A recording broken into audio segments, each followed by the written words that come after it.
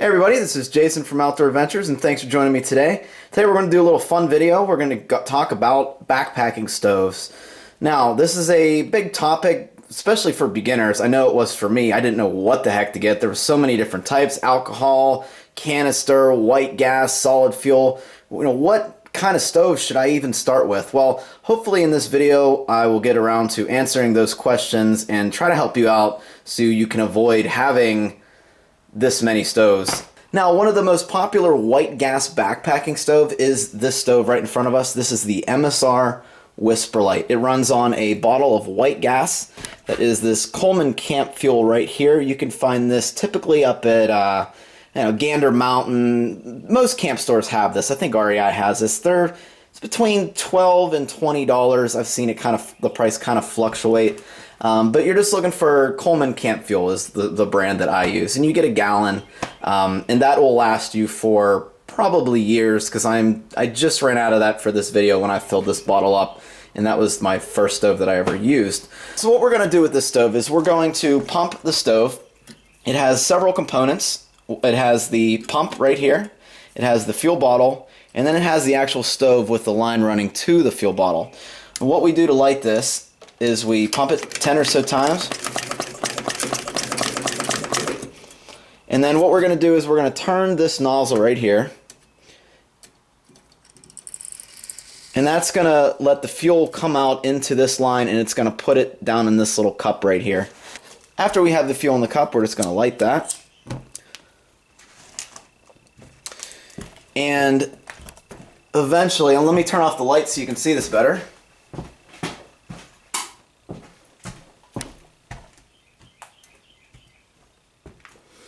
Okay, and eventually what's going to happen here is the heat from the fuel in the cup is going to warm up this little fuel coil in the back here. And what that's going to do is, as the fuel comes down through this line, it's going to come up here and it's going to evaporate. And that's when we're able to actually turn the stove on. Right now the stove is in a mode that it's called priming, and that just means it needs to build up enough pressure to actually come out of the little pinholes up at the top of the stove. So let me fast forward. This probably takes a good 2 or so, maybe 3 minutes to do. Now, one of the downsides for this stove is a little bit finicky. It does require some practice to get it to work, but as you gain experience with this stove, you can get it to work very, very well. See, we have a nice blue flame on here. It's a little bit noisy, not as much as some of the other stoves out there. But this stove works great. It works in the winter, it works in the summer, the spring, and the fall. It works anytime you need it to work, it will work for you.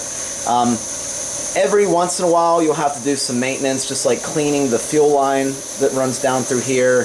Just general maintenance on the stove. And you can usually purchase a maintenance kit. I think they're like 10 or 15 bucks. And you should have this stove for probably a lifetime. It's a really great stove. And to turn it off, we'll just turn off the little valve right here, and it'll eventually die down. Now, the cons of this system: it takes a little bit of know-how and a little bit of experience in playing around with it to know how to light something like this.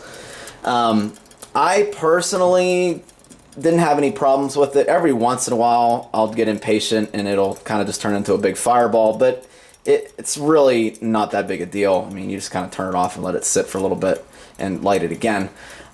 It does cost a little bit of money too. I forget what I actually paid for this, but not only do you have to buy the stove, but you have to also buy the fuel bottle and also a maintenance kit if you are using this stove a lot. And one final con of this is it does take up quite a bit of room, as you can see. I mean, it comes in a little bag for the stove, and you just put the fuel bottle in like one of your water bottle pockets, but it's not as compact as some of the other stoves that we're going to look at today. The next stove we're going to look at is the Cannister Stove. Now, the Cannister Stove is a very, very popular stove among backpackers. The one we're using today is a BRS titanium stove. It's kind of like a knockoff of the Pocket Rocket, but it's made of all titanium. And the reason why I purchased this stove weighs under an ounce, and it's under $15 shipped on Amazon. So that's really, really good. This is very, very compact. Now let me just show you the actual stove here. And this folds up right here. So that's what you're looking at as far as the stove goes. It's very, very nice. I really, really like this. I just recently purchased this to kind of lighten my load in the winter. I'm hoping that it works in the winter. I haven't really tested this out too much, but I have heard nothing but good things about this stove. Okay, and then to light this, you're just going to turn this little pin right here on a little bit, just until you can hear the fuel. Okay, and then we have a nice blue flame, and we can actually turn that up quite a bit.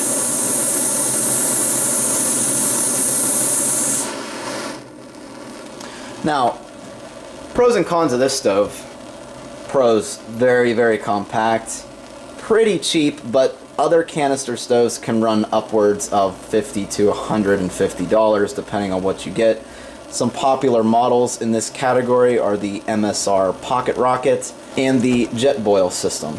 All very good stoves, and they really don't require any brains to use this. I mean, you just screw it on the threads and turn it on and light it. That's all you got to do. Put a pot on the stands and then you're done. A big con for me for this type of system, and I'm not saying it's going to bother everybody. I don't like dealing with these fuel canisters. I mean, it's hard to tell, at least out on the trail, how much fuel is left in here, and that just kind of worries me.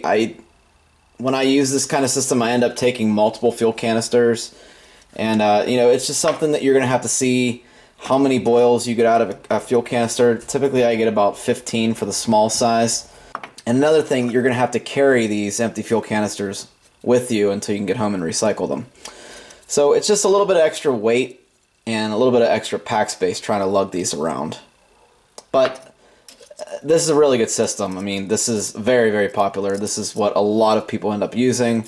If there was a way to make these clear and able to refill these things, I'd be all over this.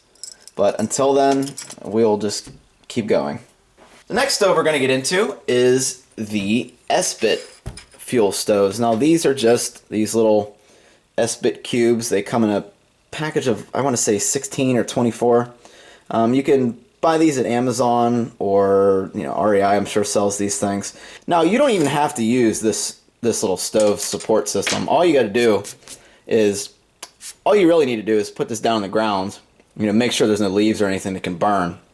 Put a couple rocks around here, and then you know, set your pot on top of the rocks, and it'll be just fine. For me, I just like to carry this thing. This is another titanium material, and what you do is you just put the cube in the middle, and you just simply light the cube, and there you go. Really, the only time I've had a problem with this type of stove is when it was really, really windy, and with a butane lighter, a good butane lighter, this wouldn't even be an issue, because butane really is pretty much windproof for the most part.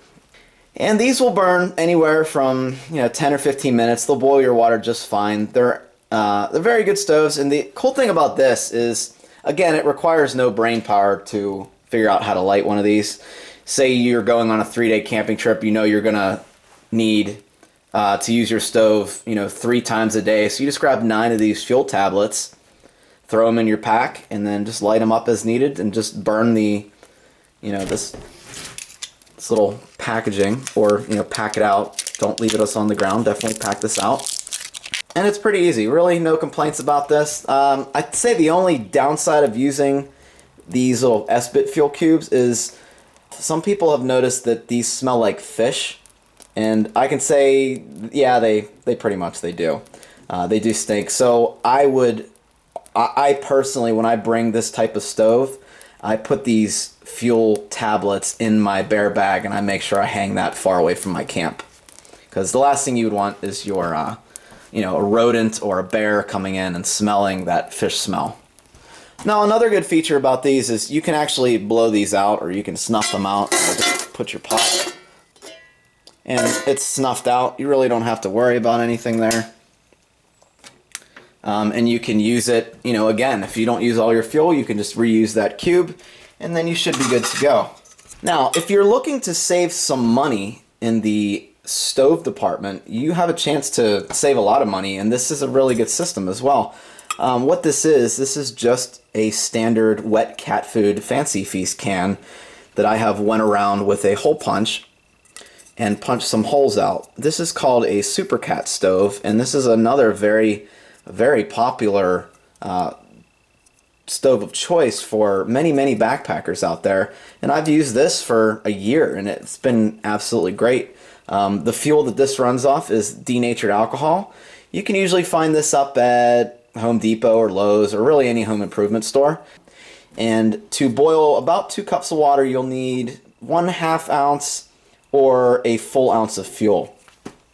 So here I have a 1/2 ounce of fuel in a little, medicine cup. And what you do is you just dump that in there. And here's a tip. Most people, they light it from the top like this. I'm not sure why. All you gotta do is go in from the holes, and that'll light right up for you. Now you can see we have a nice little blue flame. Now with this stove, you'll have to let it prime, similar to the Whisper Light stove that we looked at earlier. It takes about 1 minute to 1.5 minutes, and after that, you can just put your pot on. What you want to see, because here, I'm going to show you what happens. If you don't let this prime, and it might be too late now, but if you put your pot on it, it'll start to go out. So you have to let it prime a little bit so it actually has a chance to come out of these little holes that you punched out. And you can audibly hear when it's ready. It'll start to make like a hissing sound, if you guys can hear that. I don't know if the mic's going to pick it up. And now I can just put my pot on, and you can see we have some nice blue flames coming out of the holes on the bottom. Now the only problem here I had with this kind of stove is that you need a pot that is going to take the flame. So in other words, if you have a very tiny pot like a cup or something, this stove may not be the best stove for you, because the flames will just heat up the outside of the cup and it's not going to be that fuel efficient. Now one of the downsides to this is, first of all, you have to prime it. Okay, that's issue number 1. If you're impatient, you might want to just go with the canister stove or the solid fuel stove. Issue number 2, say I boiled my water and now I want to save the remaining fuel because I poured too much in here. Now you can't blow this out. You kind of just have to, snuff it out with a pot because you wouldn't be able to blow it out. And that works fine. However, sometimes you might be using your pot to actually eat out of, so you might not get around to doing this at all. And then the third issue with a stove like this, or even this, and we'll get into this in just a second, you're not going to be able to do a lot of cooking on here. I mean, it will basically boil your water in 9 to 10 minutes, and that'll be all this stove is capable for. If you want to get a stove that you're able to cook like bacon and eggs in the morning, or you actually want to cook like steak on a stove, then possibly a canister stove and a larger pot. Another type of alcohol stove is this Fancee Feast stove, and it's made similar to the other one. And let me just take this apart for you. Now what I've done here is I have cut the bottom of a Fancee Feast wet cat food can in half, just right in half. And I've gotten a tomato paste can, one of the real small ones, the ones that fit inside the cat can. And I have put some carbon felt along the outside edge to act as a wick. Okay, just around the outside edge. And what this does is you put it inside of the can, okay? And again, you'll take your alcohol of choice. I'm just going to put 1/2 ounce in here.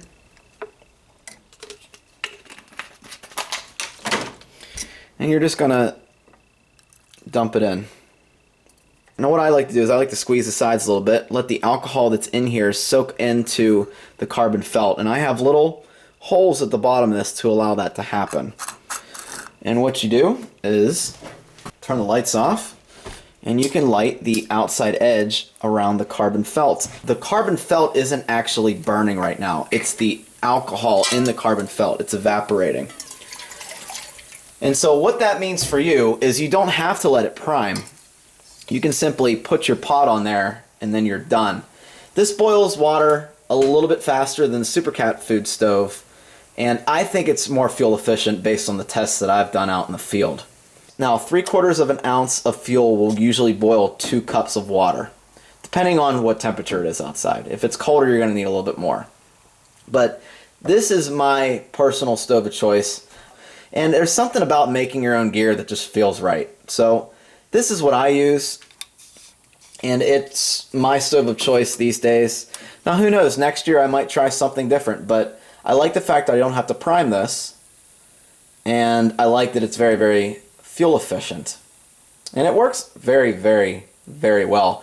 It also works if your pot isn't the larger diameter like you need for the supercat stove. You need a larger diameter pot. You can put a cup on here and it'll boil perfectly, you know, within reason, obviously. What you're looking at here are the 4 fuel types that we just talked about in this video. Some of these fuels are going to act differently in colder temperatures than the other ones. For instance, with denatured alcohol, if it's a little bit below freezing, you're going to have a hard time lighting this one up unless you leave like a little fuel bottle in your pocket. You know, you have to sleep with it or you have to hike with it. Depending on how cold it is, this isn't the best option for winter camping, and it's definitely not the best option for deep winter camping. If you're going to be melting snow for water, I probably would go with either a white gas stove or a canister stove. And canister stoves are another one of those things that as the temperature drops, you may or may not have problems. It just depends on the mixture in here. I know this is an all-season canister, but these are filled with butane and propane, I believe. And what happens is one of the chemicals burns off first. So you need to keep this in your pocket, you know, just tuck it in your jacket or wherever you're going to do. It's not that hard, but your best bet, honestly, in my experience for deep winter camping is to use something like the MSR Whisperlight, which would take the white gas Coleman camp fuel. And I'm assuming there's other types of white gas. You don't have to go Coleman. That's just what I ended up using. Esbit tablets, again, I would not use in colder weather just because I think they last for about 12, 13 minutes, maybe 15 max. But obviously in the winter you're going to want and you're going to need a stronger, more reliable fuel source. Now what I do is I actually take a couple of these just in case I can't get a fire started, and they work great. Even for 3-season use, I bring, you know, one of these just in case, you know, say I get wet, the temperature drops drastically. I know that one of these things will burn very, very, very hot, and I'll be able to start a fire even with, you know, wet tinder, wet wood. All 4 of these fuel types work great in 3-season weather. I never had any problem unless you live somewhere, you know, up in Canada or something that's really, really cold, you know, in the spring or the fall. But for the most part, these should work for you. You just kind of have to be careful in colder weather. Now there is one final stove that you could get if none of these seem appealing to you. For people that don't want to buy fuel, this would be your best bet. You could either cook on the fire, or they make stoves where you kind of get something that looks like a cup, but it has like vents at the bottom. And what you would do is you would feed those vents some fine twigs like this, and you would just basically burn the twigs inside there. Now I don't have one to show you. I wish I did. I just haven't gotten around to even trying it. Maybe this year I'll try it. But I feel like that would be a big pain because some of the places that I've stopped for lunch, I mean, they're on sides of mountains, so I don't have sticks that I can just, you know, use to burn. And then you have the cleanup as far as the wood burning stoves, and I just tend to not even want to deal with that, especially if I'm hiking all day. It just seems like a big pain in the butt. So I tend to stay away from that. Now, what stove is right for you? Honestly, I can't make that decision for you. I wish I could, but this is just something that you're going to have to decide on and play around with and kind of figure out what you like. I mean, there's no wrong way to go here. It's just a personal preference. It's a matter of, you know, do you want to spend money? Do you want to hold a canister? Do you want to make your own gear? Or do you just want to bring tablets? I hope this video kind of helped you get the information you needed to do some research on some certain stoves, I will post in the description box some very popular stoves from each category and show you tutorials on how to make these alcohol stoves if anyone's interested. So be sure to look in the description box, and hey, if you guys have any questions, just don't be afraid to ask. Just let me know, comment below, and I'll try to get back to you as soon as possible. So guys, this is Jason with Outdoor Adventures, and I hope this helps somebody.